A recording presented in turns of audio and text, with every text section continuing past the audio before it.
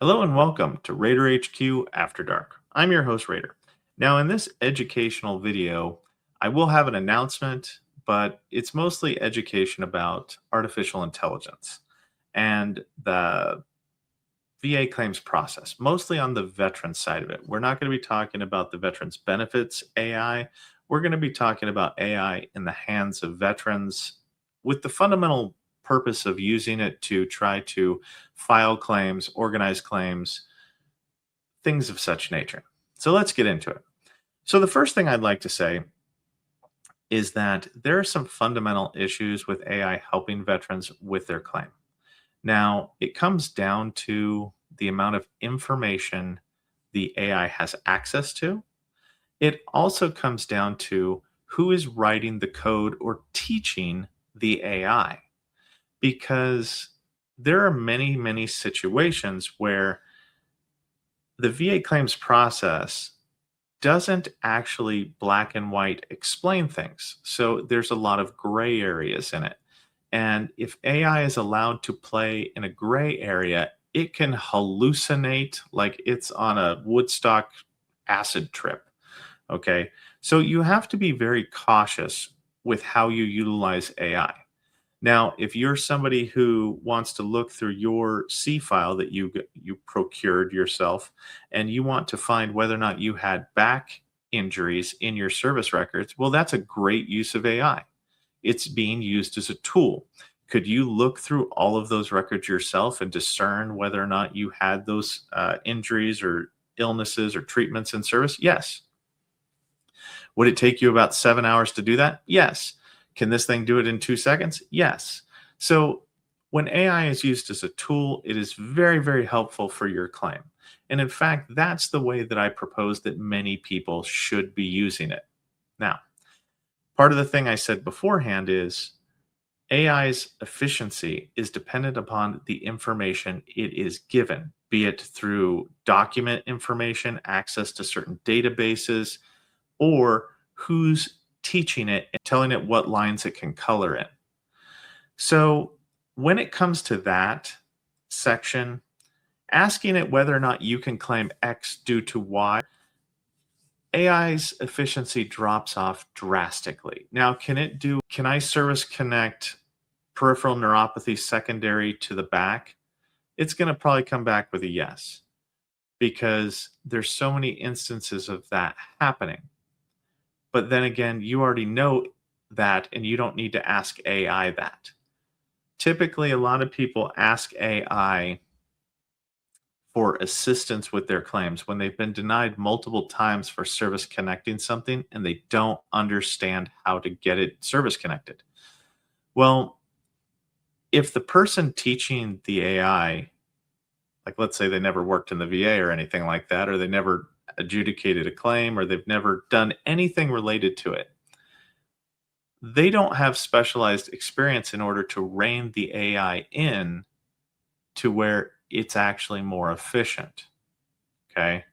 So it's exceedingly challenging the more difficult your claim is.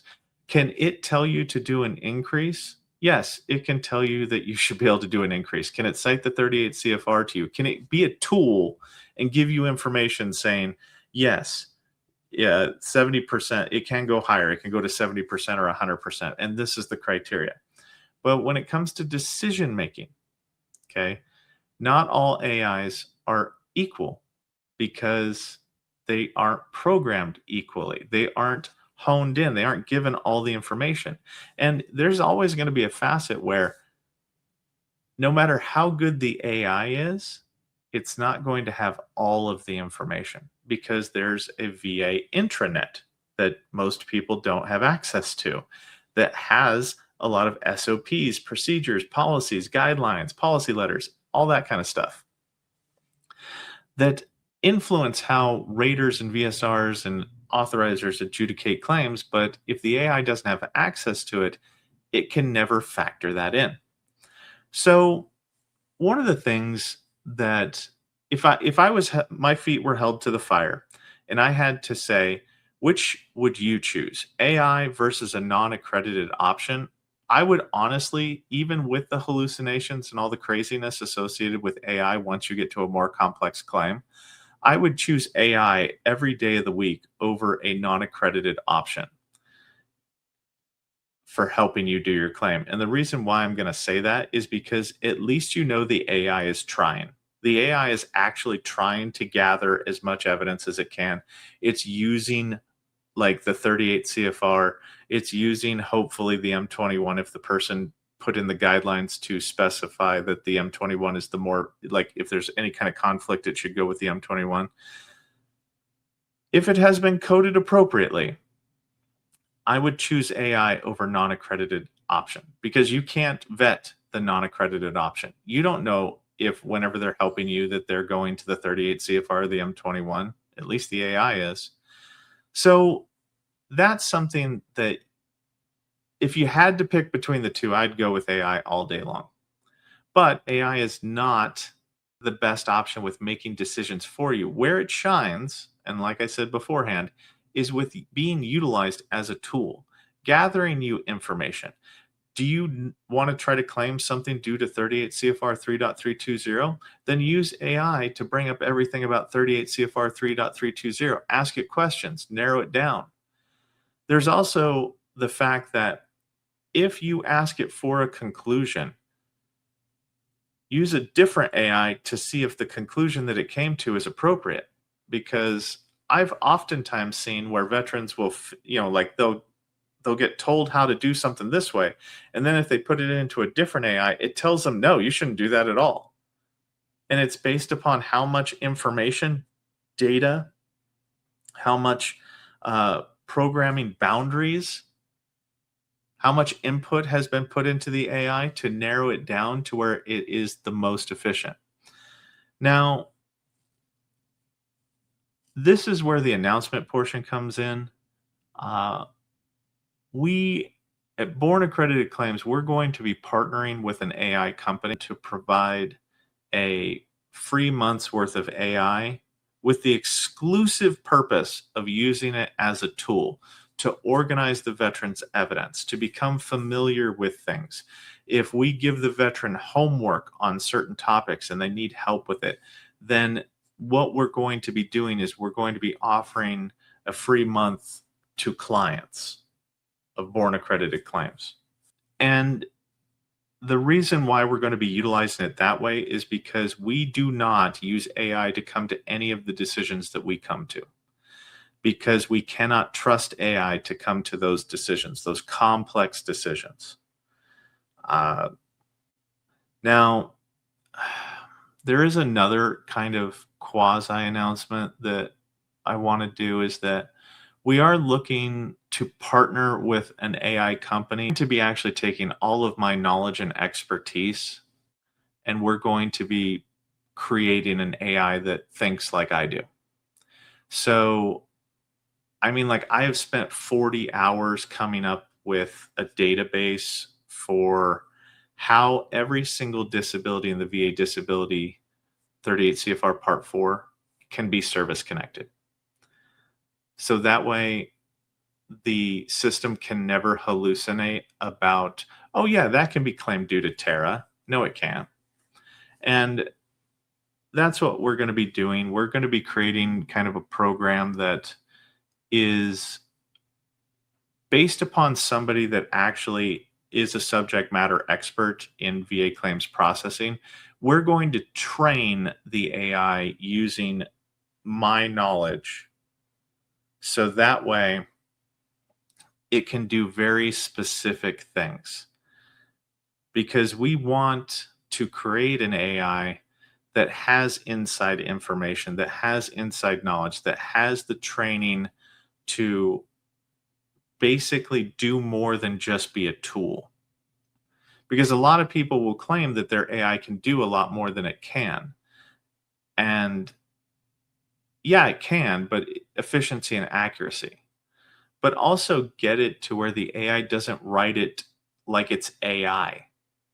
Because you cannot count the amount of frustration that I had, the times I was frustrated whenever I would come across a claim that had clearly written by the AI. you can tell the written tone of somebody because you can just go back in time and see the claim submissions that somebody wrote, and you go, okay, that's AI. And you just discount it because the veteran didn't even try. If the veteran's not even going to try to put in a statement, then that's not their words. They just plugged in some stuff and it generated a thing. That's not even a buddy statement at that point in time. That's not even trying. I mean, you'll skim it, of course, to see if it has any value, but if it's just telling you things, it's not the best idea in the world to do that. So, what I have been wanting to do is get connected with an AI company to where somebody is really, really, really, really specialized in the AI field to be combined with somebody that is really, really, really, really specialized in VA claims processing and create a product that mirrors both specializations. Because you can have somebody that's really good at computers, and then you can have somebody that worked as a janitor in a VSO office for 10 years. That's not specialized experience. So that's one of the things that we're thinking about doing because we have already created a program that is helpful to us, that is a tool that does something that no other program on the market does. And it helps us identify things that veterans really, really want to have identified. So I won't go into that because it's our secret sauce stuff, but yeah, that's all I wanted to talk to you about today. Once again, I'm not trying to sell you anything. I'm just giving you kind of an update on, you know, what the status of AI is, what you should use it for, what you shouldn't use it for. And if you come down to whether or not you should use AI versus a non-accredited company, I'd rather pay AI whatever their monthly charge is to give you the same, probably a better answer than a non-accredited option would give you. And then, just talking about our endeavors to try to make AI better and actually make it to where you have more than one specialist in the equation. You can have a computer specialist in the equation all day long. But if they don't understand the topic that they're building a program for, that product is going to be kind of challenging or subpar. But we will be partnering with an AI company to give veterans access to AI while they wait to meet with us. So that way they can organize their evidence. We'll give them a free month of that. And then that's about all I got for you in this one. Raider out.